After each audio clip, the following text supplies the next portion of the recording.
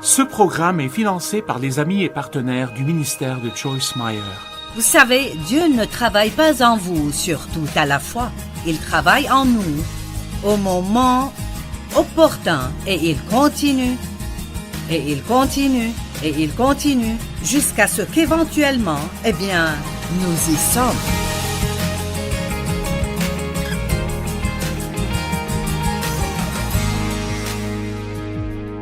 Merci de vous être joints à nous dans notre programme aujourd'hui. Et ce dont je veux vous parler aujourd'hui vous aidera vraiment à profiter plus de la vie. Je vais vous parler aujourd'hui d'être patient envers vous-même. Vous voyez, c'est déjà bien. Je peux déjà me reposer. Soyez patient envers vous-même.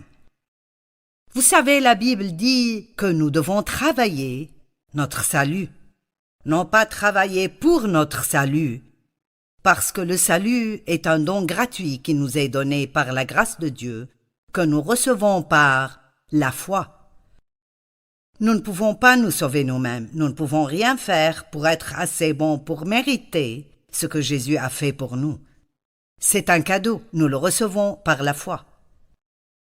Mais quand nous avons eu ce salut, quand Dieu nous a donné tout ce dont nous avons besoin, il l'a mis à l'intérieur de nous, mais la Bible dit que nous devons le travailler.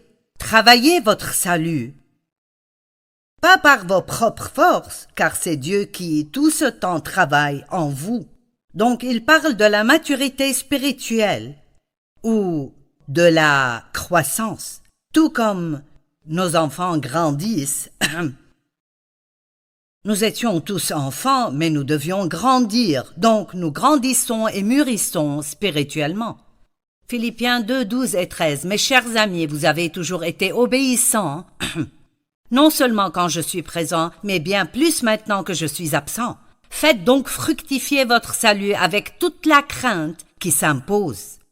Vous voyez, Dieu veut que ce qui est en nous soit fructifié dans notre esprit, et ensuite vu à travers nos corps pour que les gens puissent voir l'image de Christ qui brille à travers nous. La Bible nous dit, dans Romains 8, je crois, que nous sommes destinés à être transformés en l'image de Jésus-Christ. Cette image a été capturée à l'intérieur de nous, mais maintenant elle doit être amenée à la plénitude ou à fruition pour que les gens puissent voir Jésus qui travaille à travers nous. Nous devons être comme Jésus dans notre caractère. Si nous ne grandissons pas spirituellement, alors quoi que Jésus soit mort pour que nous l'ayons, nous ne l'aurions jamais vraiment. J'aime ce que j'ai lu récemment dans le livre de Billy Graham. Il a dit « Nous avons été sanctifiés », ce qui veut dire rendus saints et parfaits. Nous sommes en train d'être sanctifiés et nous serons parfaitement sanctifiés, ce qui veut dire glorifiés, quand Christ viendra pour nous prendre à notre demeure céleste. J'aime cela. Nous l'avons spirituellement, mais cette sanctification, ou sainteté, ou maturité spirituelle, est quelque chose que le Saint-Esprit travaille ensuite, non seulement en nous, mais à travers nous et par nous, et ça arrive par degrés et étapes, et ça prend juste du temps.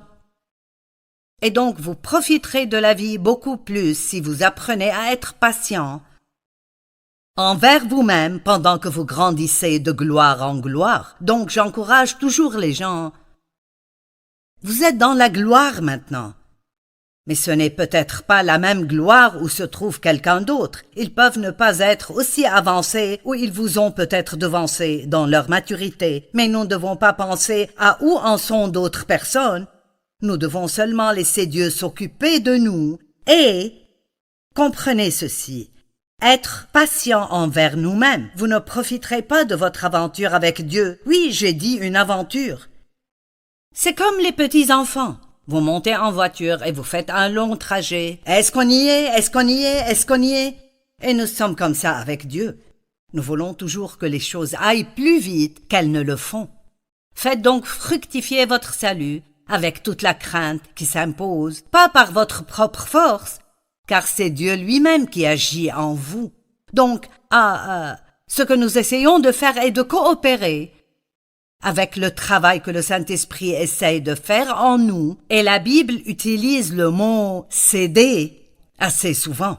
Nous devons céder. Quand vous conduisez et vous voyez un panneau « céder », ça veut dire que vous devez céder le passage à d'autres voitures qui croisent votre route. Eh bien, nous devons toujours céder au Saint-Esprit à chaque fois qu'il veut que nous fassions quelque chose que nous ne voulons pas faire, ou arrêter de faire quelque chose qui est mauvais, que nous voulons continuer à faire. Être obéissant à Dieu semble être dur parfois, mais c'est la meilleure chose que nous puissions faire, parce que c'est de là que la plénitude de la joie vient. Maintenant, la Bible dit dans Matthieu 5, 48, « Soyez donc parfaits comme votre Père céleste est parfait. » Ce verset mettait vraiment beaucoup de pression sur moi, parce que j'essayais si dur de faire tout comme il faut, et pourtant ça n'a jamais marché pour moi de tout faire comme il faut, et je suis sûre que vous êtes comme moi.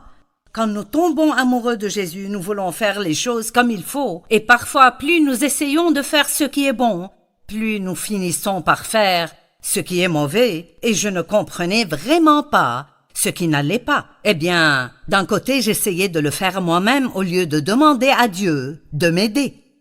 Mais je suis si reconnaissante pour la traduction amplifiée de Matthieu 5, 48, parce que voici ce que ça veut dire d'être parfait.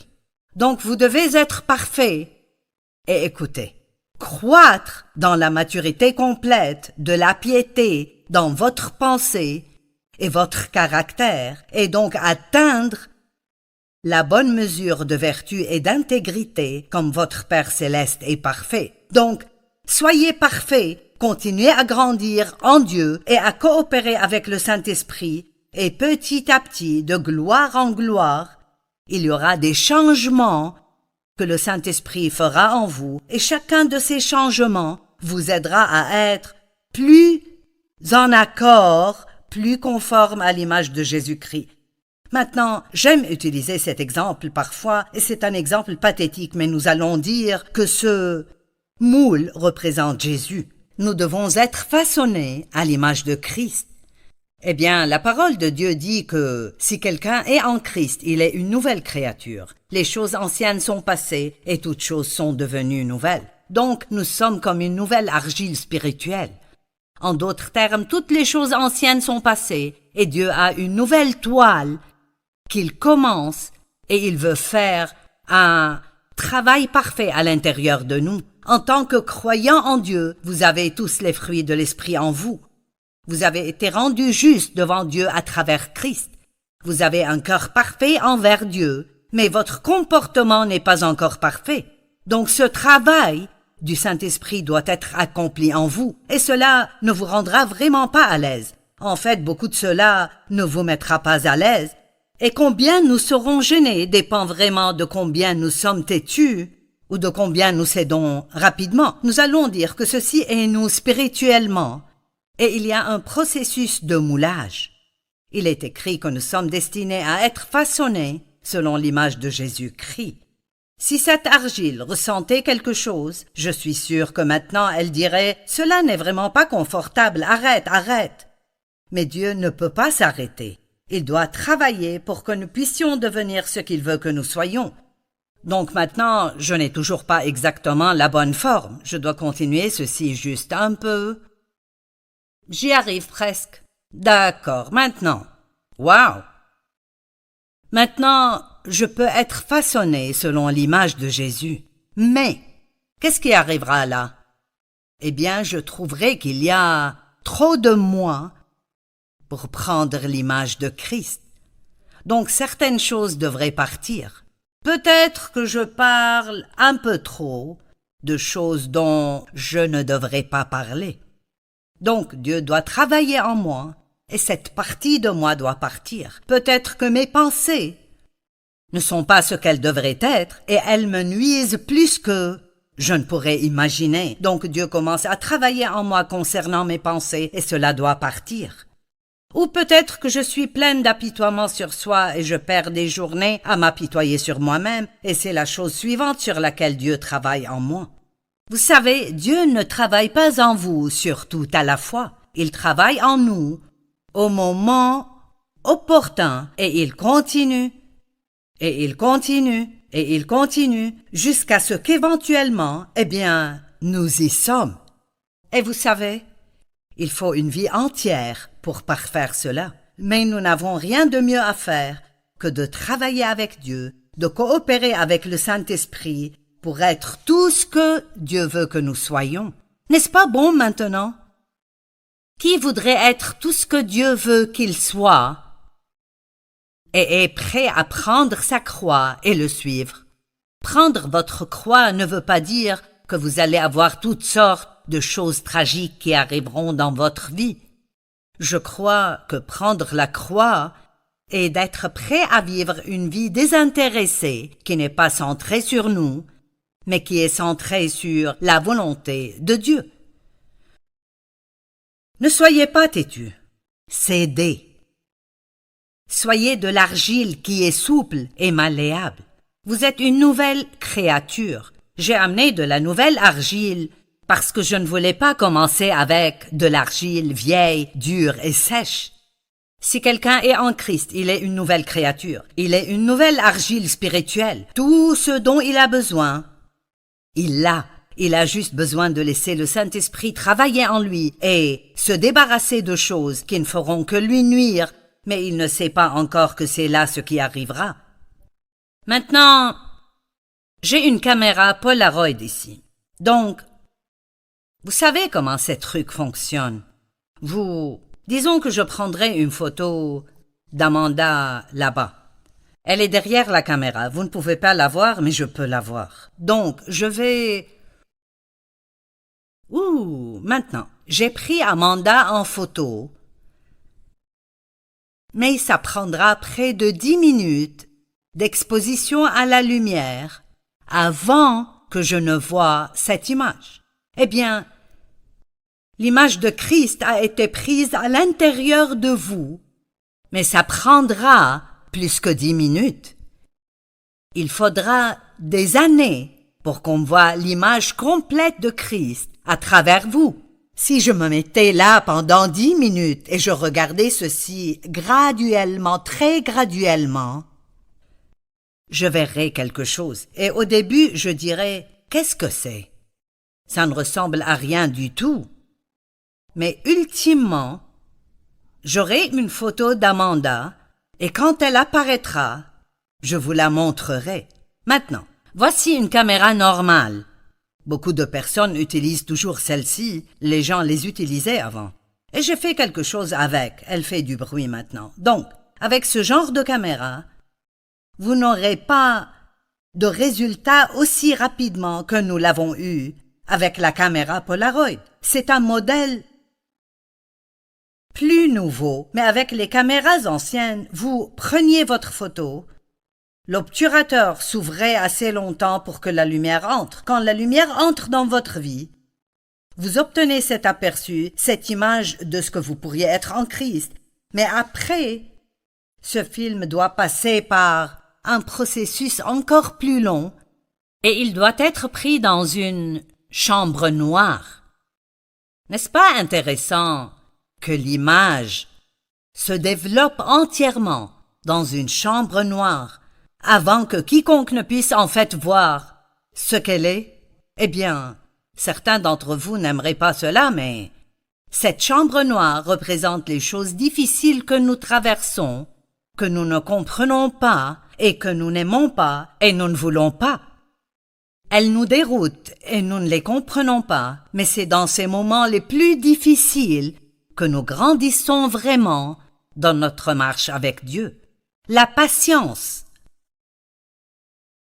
Le dictionnaire grec dit que c'est un fruit de l'esprit qui grandit uniquement dans les épreuves. Comment pourriez-vous apprendre à être patient quand vous n'en avez pas l'opportunité? Beaucoup ne sont pas intéressés par la prière pour la patience parce qu'ils savent ce qui arrivera quand ils le font. Ils auront des problèmes. Et je comprends cela.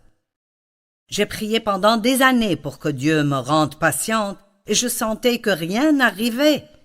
Eh bien, qu'est-ce qui arrivait? Je grandissais dans la patience. Et vous savez, il y a tellement d'histoires dans la Bible à propos de personnes qui sont passées par des temps difficiles et ils s'en sont sortis à la fin très victorieux. Jacques 1,3 dit « Mais comprenez que la mise à l'épreuve de votre foi produit l'endurance et la persévérance et la patience. » Eh bien, j'ai très souvent dit « Ces temps ont sorti beaucoup d'autres choses de moi avant d'arriver à la patience. Vous ne connaissez pas vraiment le vrai vous avant de voir comment vous réagissez et répondez dans les temps difficiles. C'est là que vous pouvez vraiment voir le caractère de la personne quand elle n'obtient pas ce qu'elle veut ou quand quelque chose d'injuste arrive avec elle et Dieu lui demande de marcher dans l'amour vers la personne qui l'a traitée injustement. Je ne sais pas ce que vous traversez maintenant. Il y a une bonne chance que beaucoup d'entre vous, peut-être la plupart d'entre vous, passent par quelque chose de difficile dans votre vie même maintenant.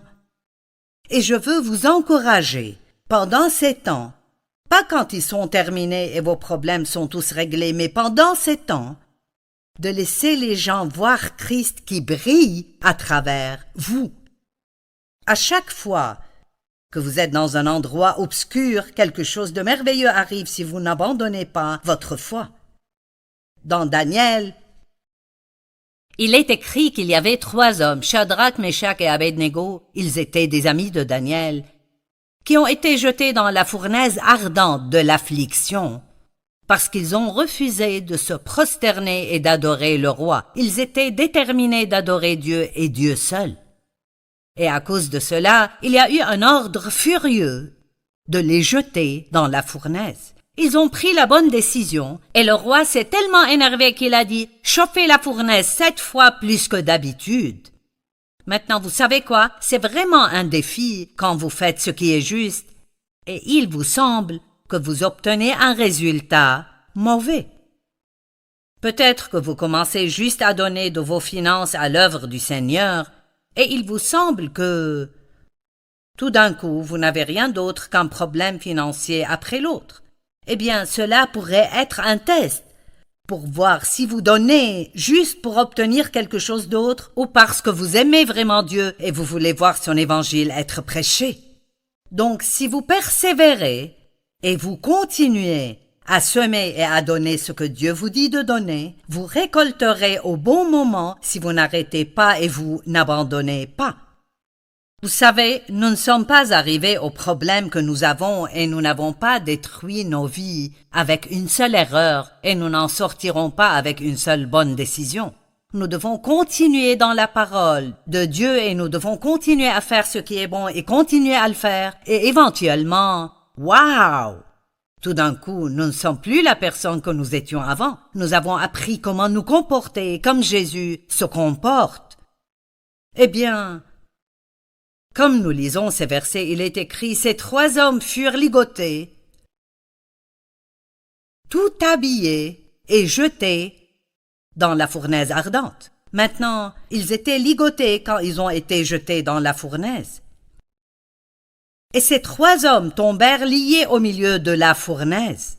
Alors le roi se leva précipitamment. Il dit à ses conseillers, « N'avons-nous pas jeté au milieu du feu 3 hommes liés? » Ils répondirent certainement au roi. Il reprit et dit, « Eh bien, je vois 4 hommes sans lien. » J'aime cela. Ils étaient ligotés. Ils sont sortis sans lien, et c'est comme ça que c'est avec nos problèmes. Nous pouvons entrer avec une sorte de lien dans nos vies, et ça pourrait même être ces liens mêmes qui causent le problème dans nos vies. Dieu travaille en nous et travaille en nous, mais nous n'avons pas cédé, nous ne sommes pas soumis, nous n'avons pas obéi, et donc cette épreuve survient. Et peut-être que c'est juste l'ennemi qui essaye de nous détruire, et Dieu le permet parce qu'il sait que cela sortira de vous quelque chose qui fera de vous une meilleure personne et vous aidera à être plus mûr spirituellement. Et ils sont entrés ligotés, mais ils sont sortis sans lien. Et devinez ce que le roi a vu. Nous avons jeté 3 hommes là-dedans, mais maintenant je vois 4 hommes, et la figure du 4e ressemble à celle d'un fils des dieux. Vous savez quoi? Vous ne serez jamais seul dans les endroits sombres de votre vie. Dieu sera toujours là avec vous, que vous sentiez qu'il l'est ou non.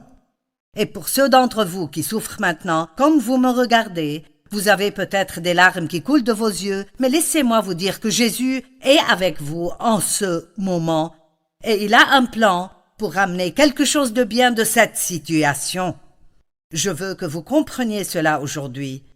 Ceci va bien se terminer. Je ne peux pas vous dire quand, mais si vous n'abandonnez pas, si vous continuez à croire, Dieu continuera à travailler. Maintenant. Lamentation 3:6 dit « Il me fait habiter dans les ténèbres, comme ceux qui sont morts dès longtemps. » Psaume 94, 12 et 13, il dit « Béni, heureux, fortuné, enviable, est l'homme que tu disciplines et châties, ô Éternel, et que tu l'instruis par ta loi pour lui donner la force de rester calme au jour de malheur et d'adversité. » J'aime cela.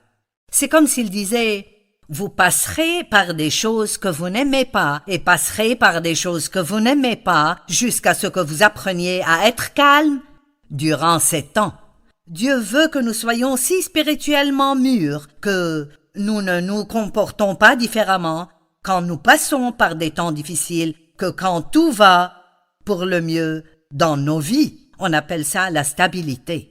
Jésus n'était pas gêné dans la tempête. Il est resté en paix. Les disciples étaient perturbés. Ils avaient toujours besoin de grandir. Et j'aime ce verset. Ésaïe 45, 3, « Je te donnerai les richesses cachées par les ténèbres. » N'est-ce pas beau? Ça me fait me sentir bien. Vous dites, Joyce, qu'est-ce que cela veut dire? Ça veut dire que même dans ces endroits sombres et difficiles dans nos vies, il y a des trésors là que nous obtiendrons et vous vous en sortirez.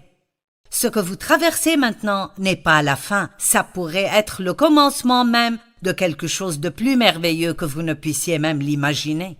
Et je sais que quand vous avez mal, vous pensez « Ma chère, tu es folle. C'est impossible que quoi que ce soit de bon ne vienne de ceci. » Eh bien, je partage régulièrement que j'ai été abusée sexuellement par mon père, abandonnée à cet abus par ma mère, qui savait et ne faisait rien à ce propos, abusée par plusieurs autres membres de ma famille parce qu'il y avait un esprit d'inceste dans la lignée de mon père. Et en ce temps, je pensais que je n'aurais jamais une bonne vie. Je ne pourrais penser à rien de pire que ce que je traversais. Et je priais et demandais la délivrance à Dieu. Il ne m'a pas délivré, mais il m'a fait traverser cela. Et vous savez quoi? J'ai une vie tellement merveilleuse maintenant. Et Dieu a utilisé les choses qui me sont arrivées pour aider littéralement des millions de personnes partout dans le monde. Que vous soyez passé par quelque chose comme ça, ou que vous ayez mal d'une autre façon, la douleur est la douleur. Mais je suis une preuve vivante que Dieu peut prendre quoi que ce soit de mal qui arrive dans votre vie et il peut en faire quelque chose de bien. Que votre douleur devienne votre message. Que votre douleur devienne votre miracle. Matthieu 10, 27. Ce que je vous dis dans les ténèbres, dites-le en plein jour. C'est exactement ce que je fais aujourd'hui. Ce que j'ai appris dans les jours sombres de ma vie, je l'ai dit maintenant en plein jour. Et je crois que ce que je dis aujourd'hui aide des gens partout dans le monde. Ce message sera diffusé à la télévision en plus de 100 langues différentes. Combien est-ce merveilleux? Je parle anglais, mais à travers la technologie et à travers des traducteurs, nous pouvons emmener ceci aux gens en toutes sortes de langues. Et vous savez quoi? Où que vous viviez sur cette terre, nous avons les mêmes genres de problèmes. Ils ne sont peut-être pas exactement les mêmes, mais la douleur est la douleur, et nous passons tous par des temps sombres, et croyons que nous allons arriver de l'autre côté de loin meilleur que comme nous l'étions. Et vous devez être patient dans le processus de changement que Dieu accomplit en vous, parce que l'impatience ne fera qu'empirer les choses. Eh bien, avons-nous enfin une photo d'Amanda? Oui, la voici. Aussi vrai que je me tiens debout ici, voici Amanda. Eh bien, Nous devons toujours sortir le film de celle-ci et de prendre à la chambre noire et le développer là-bas. J'espère que vous comprenez mes analogies ici de ce que Dieu essaye de nous enseigner. Dieu vous aime tellement et il ne laissera jamais rien arriver dans votre vie qui ne sera pas pour votre bien si vous continuez à lui faire confiance.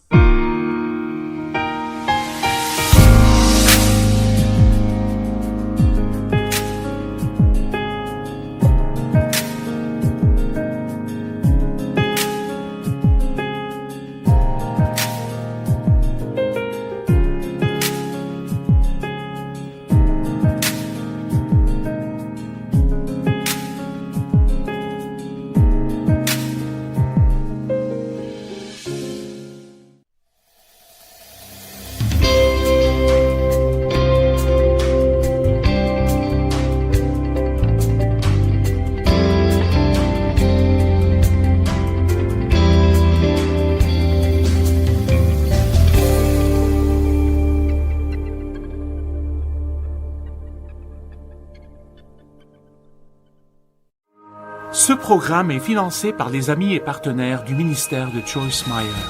Ne précipitez pas ce que Dieu fait. Laissez-le prendre tout le temps qu'il faut et soyez patient. Profitez de là où vous êtes, en chemin vers là où vous allez.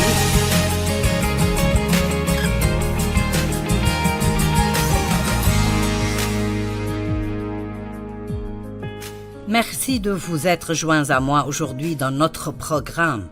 Si vous avez vu le programme hier, j'ai enseigné à propos d'être patient envers vous-même pendant votre croissance et de ce que Dieu fait une bonne œuvre à l'intérieur de nous quand nous sommes nés de nouveau. Si quelqu'un est en Christ, il est une nouvelle créature. Les choses anciennes sont passées et toutes choses sont devenues nouvelles. Nous devenons comme une nouvelle argile spirituelle, mais il y a un travail qui doit être fait pour que les bonnes choses en nous soient travaillées dans notre esprit et dans nos corps. Qu'importe combien de bonnes choses j'ai à l'intérieur de moi, si le monde ne peut pas les voir, ça ne les aidera absolument pas.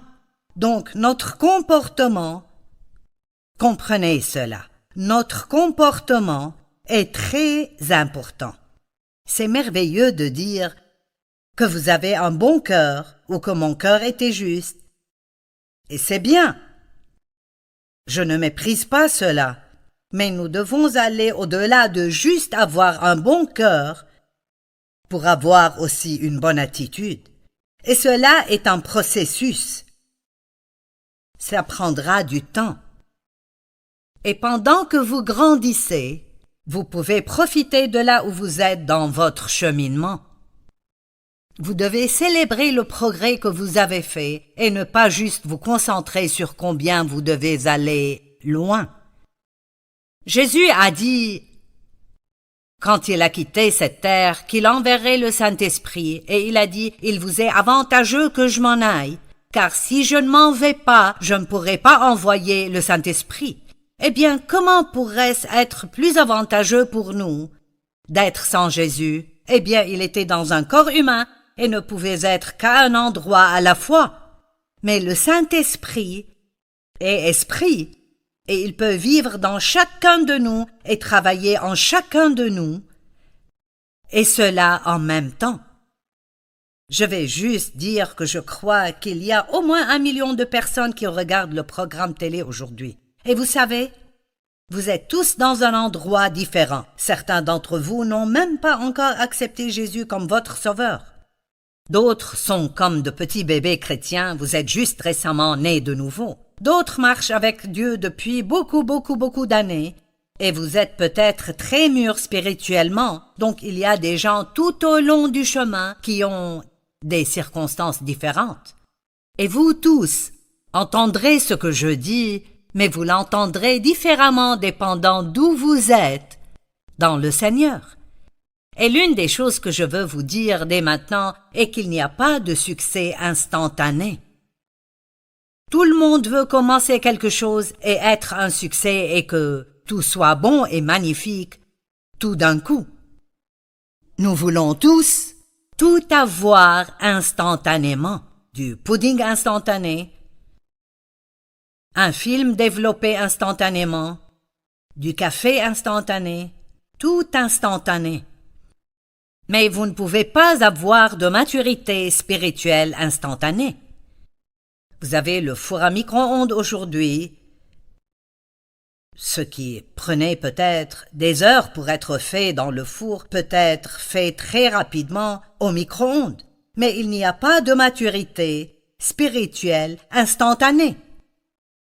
Nous devons persévérer pour arriver. Deutéronome 7.22 dit que Dieu nous délivrera de nos ennemis peu à peu. Je n'aime vraiment pas ce mot « peu ». Je préfère de loin le mot « beaucoup ». J'aime de grand à plus grand, de plus à encore plus. Mais ici, il dit que nous allons vaincre nos ennemis peu à peu. Donc ce verset dans Deutéronome 7.22 dit « L'Éternel, ton Dieu, chassera peu à peu ces nations loin de ta face. Tu ne pourras absolument pas les exterminer promptement, de peur que les bêtes des champs ne se multiplient contre toi. » Maintenant, si je vois quel genre de leçon je suis supposé apprendre spirituellement, je crois que ce que Dieu veut que nous comprenions est que si nous avions la délivrance rapidement de tous nos problèmes tout d'un coup, nous serions tellement orgueilleux. Et qu'est-ce qui arrive quand vous êtes orgueilleux? Vous commencez à prendre la gloire qui appartient à Dieu pour vous-même. Et honnêtement, quand vous êtes délivré de quelque chose rapidement, vous ne pouvez pas comprendre pourquoi peut-être que ça prend aussi longtemps pour quelqu'un d'autre de faire ce que vous avez fait rapidement. Mon mari et moi, nous fumions tous les deux des cigarettes quand nous avons commencé notre marche avec Dieu. Eh bien, je ne crois pas qu'il y aura une section fumeur au ciel. Et je ne pense pas non plus que ça enverrait quiconque en enfer. Mais ce n'est juste pas une bonne chose. Ce n'est pas sain. Et ce n'est pas vraiment un bon témoignage. Eh bien, j'avais toujours dit, je ne sais pas, je ne pourrai jamais m'arrêter de fumer. Si j'arrête un jour de fumer, je gagnerai du poids. Je m'étais déjà fourré dans un pétrin avant même d'essayer de m'en sortir. Dave, en contrepartie, a dit, Seigneur, je ne vais même pas essayer d'arrêter avant que tu ne m'enlèves ce désir de fumer. Et vous savez, Dave a arrêté le jour suivant et n'a plus jamais eu de problème avec. Mais oh non, pas moi, j'ai souffert. J'ai eu des temps difficiles, j'ai arrêté et recommencé. Eh bien, vous savez quoi? Je ne sais pas pourquoi c'était aussi facile pour Dave et aussi difficile pour moi. Mais Dieu a commencé à me révéler que très souvent il a dû permettre que je traverse des choses pour que je comprenne ce que les personnes que j'allais enseigner traversaient. Donc je comprends si vous me dites j'ai des difficultés à dépasser ceci ou j'ai des difficultés à abandonner ceci ou cela. Donc Dieu voulait m'utiliser d'une façon et Dave d'une autre façon. Donc il a travaillé avec Dave autrement qu'il a travaillé en moi. Dieu a un plan individuel pour vous. Et ne regardez pas comment il travaille en quelqu'un d'autre. Et n'essayez pas une mauvaise attitude parce qu'il travaille avec vous différemment. Et si quelque chose arrive avec vous rapidement, ne soyez pas critique envers d'autres personnes qui n'ont pas obtenu cela aussi vite que vous.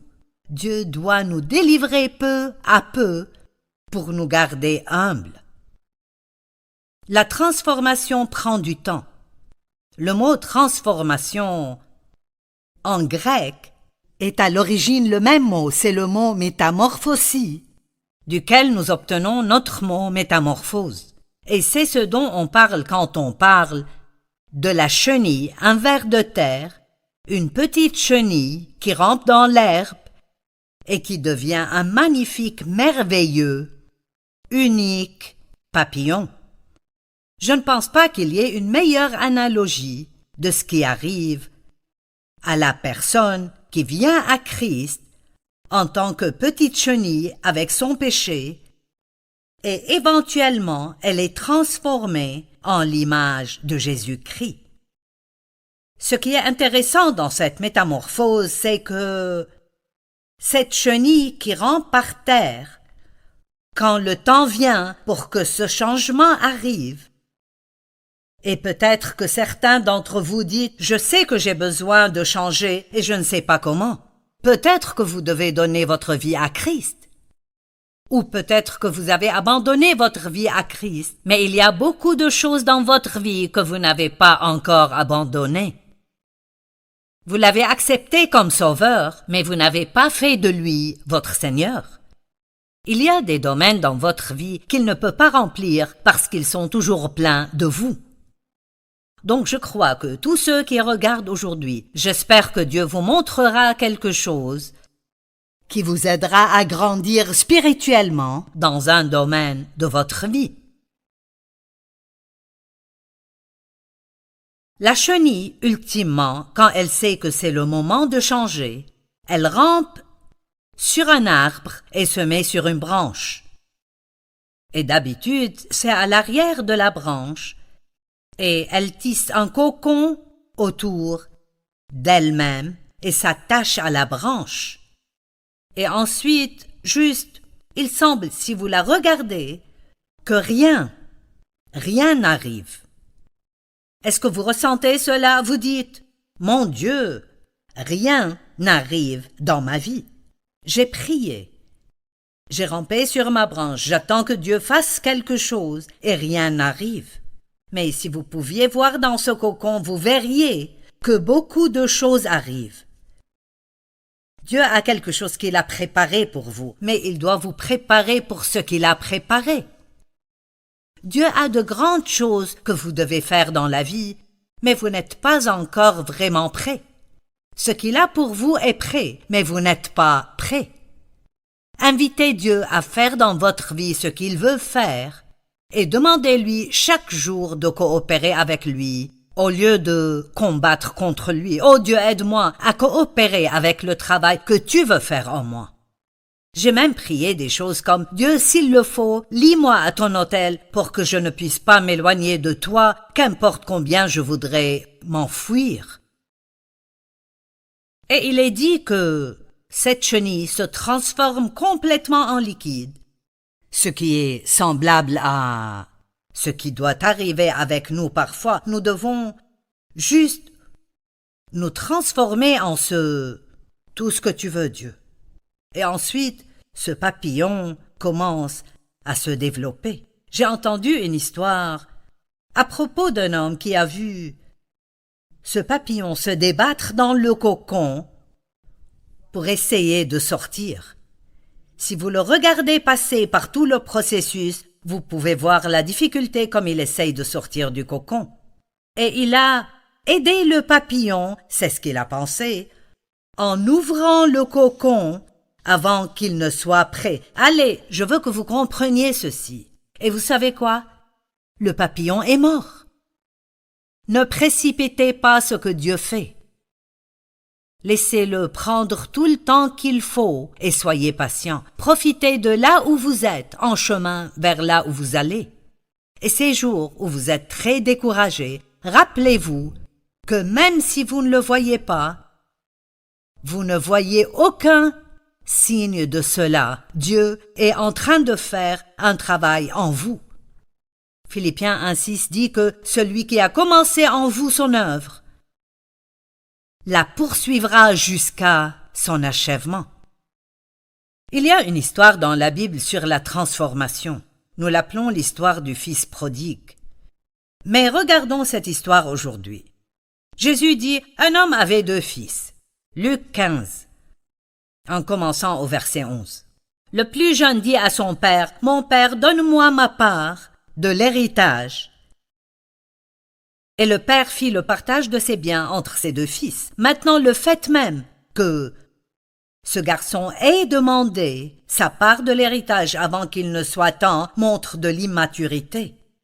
En ces jours, demander à votre père votre héritage alors qu'il est toujours en vie veut dire « si seulement tu étais mort ».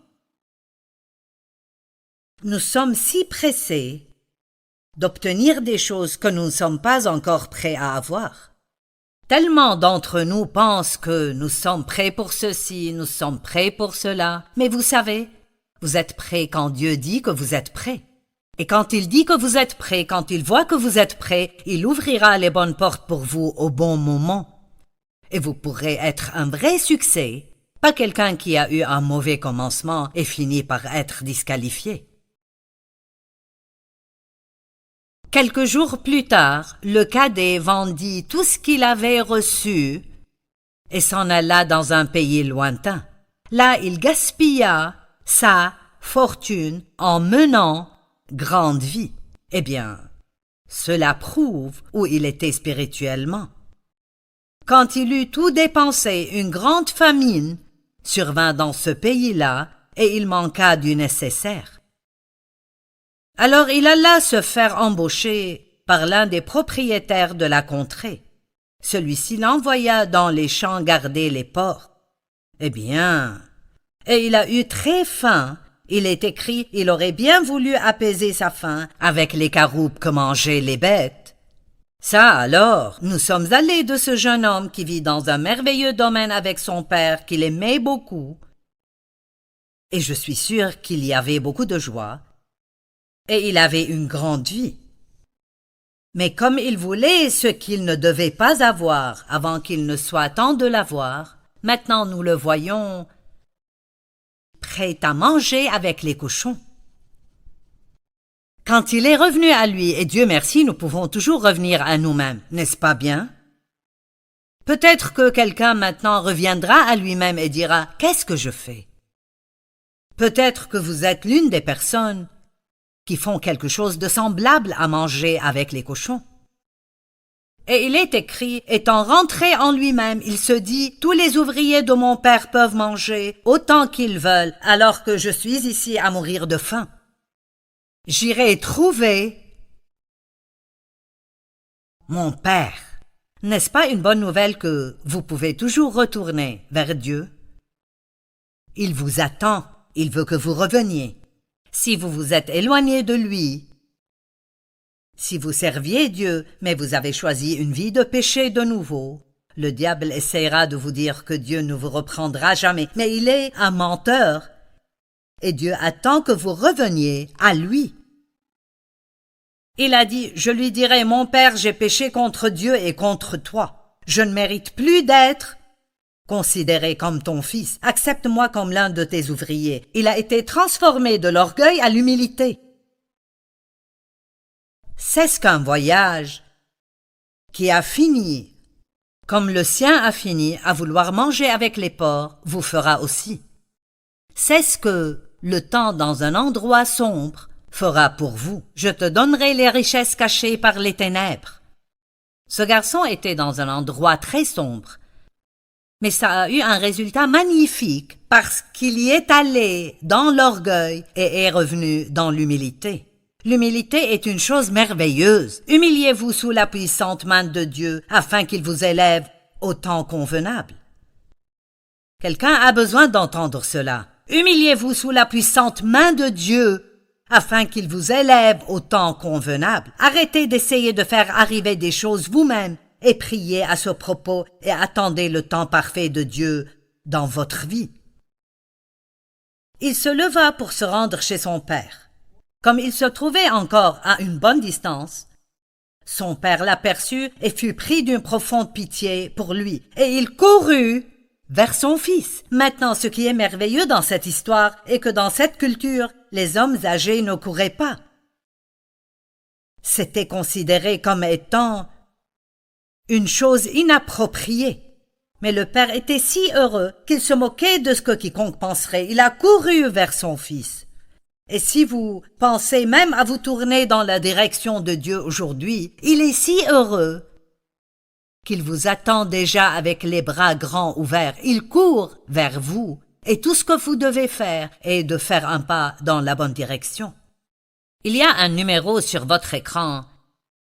Et si vous voulez avoir une relation avec Dieu et recevoir Christ comme votre sauveur, appelez ce numéro et quelqu'un priera avec vous. Et vous pourrez inviter Jésus dans votre vie pour qu'il soit votre Seigneur et votre Sauveur. Allez, les bras de Dieu sont ouverts. Il attend que vous reveniez à lui.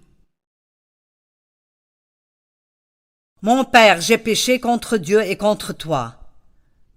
Je ne mérite plus d'être considéré comme ton fils. Mais le Père, le voyant de très loin, courut vers lui. Le fils a dit, Père, j'ai péché contre Dieu et contre toi, je ne mérite pas d'être ton fils. Mais le Père dit à ses serviteurs, vite, allez chercher le meilleur habit que vous trouverez, passez-lui une bague au doigt et chaussez-le de sandales. Tuez le veau que nous avons engraissé. Nous allons faire un grand festin et nous réjouir. Je peux vous garantir que ce garçon était encore loin de la perfection. Mais il a fait un peu de progrès. Et Dieu a dit, nous allons faire un festin et nous réjouir. Vous savez quoi? Je crois vraiment que nous devons célébrer notre progrès au lieu d'être déprimés et découragés en voyant la distance que nous devons toujours parcourir. Eh bien, il y avait un autre frère là, il est appelé le frère aîné. Cela nous dit en fait qu'il était plus âgé que son petit frère. Et il aurait dû avoir plus de sagesse. Plus nous vivons longtemps, plus nous devrions avoir de sagesse.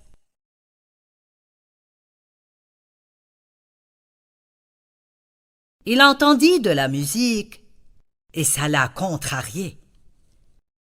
Qu'est-ce que cela signifie? Et les serviteurs lui ont dit, c'est ton frère qui est de retour. Ton père a fait une grande fête, il a tué le veau gras. Bla bla bla bla bla. Mon Dieu, le frère aîné s'est énervé. Il est comme cette vieille personne religieuse amère qui veut que tout le monde travaille dur pour mériter quelque chose. Et il s'est énervé parce qu'il ne pensait pas que son frère méritait une fête. Vous savez quoi?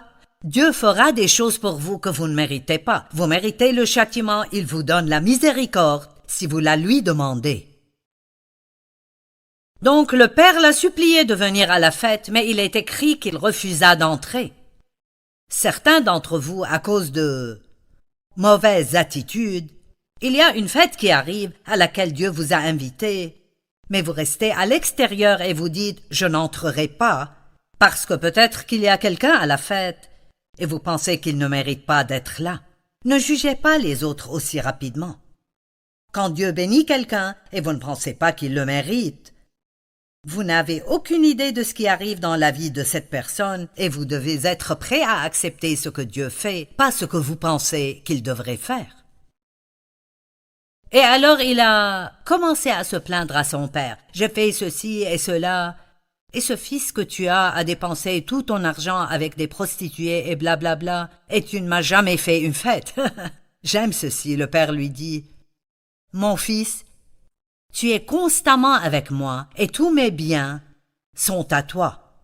Mais il fallait bien faire une fête et nous réjouir, puisque ton frère que voici était mort et qu'il est revenu à la vie. » Waouh! Ne manquez pas ce que Dieu a pour vous, parce que vous avez une attitude amère et rigide, un peu rancunière parce que les choses ne sont pas arrivées comme vous le vouliez, puis vous voyez quelqu'un d'autre. Et il vous semble alors que les choses sont vraiment faciles pour eux. Vous savez, tant de fois, c'est difficile pour les enfants aînés. Quand il y a un bébé dans la famille qui semble tout avoir si facilement et les choses étaient plus difficiles pour eux. Nous sommes passés par cela et vous aussi. Ne soyez pas comme ça. Soyez heureux pour les gens qui n'ont pas besoin de traverser ce que vous avez traversé et soyez heureux pour les bénédictions que Dieu leur donne dans leur vie. La Bible dit que nous devons continuer. Si vous voulez arriver à là où Dieu essaye de vous prendre dans la maturité spirituelle, si vous voulez être ce que Dieu veut que vous soyez et ce qu'il veut que vous ayez, alors vous devez continuer. Continuez dans la parole de Dieu. Continuez à passer du temps avec Dieu. Continuez dans la prière. Continuez à faire ce qui est bon au lieu de faire ce qui est mauvais. Galates 6:9 dit « Ne nous laissons pas de faire le bien, car nous moissonnerons au temps convenable si nous ne nous relâchons pas. Jean 8, 31 et 32. Si vous demeurez dans ma parole, vous êtes vraiment mes disciples, vous connaîtrez la vérité et la vérité vous affranchira. Je peux vous dire, si vous allumez mon programme de temps en temps et vous le regardez, vous l'aimerez peut-être et il est là pour vous et je crois qu'il vous aidera. Mais si c'est possible pour vous, il vous sera bénéfique de le regarder chaque jour, jour après jour.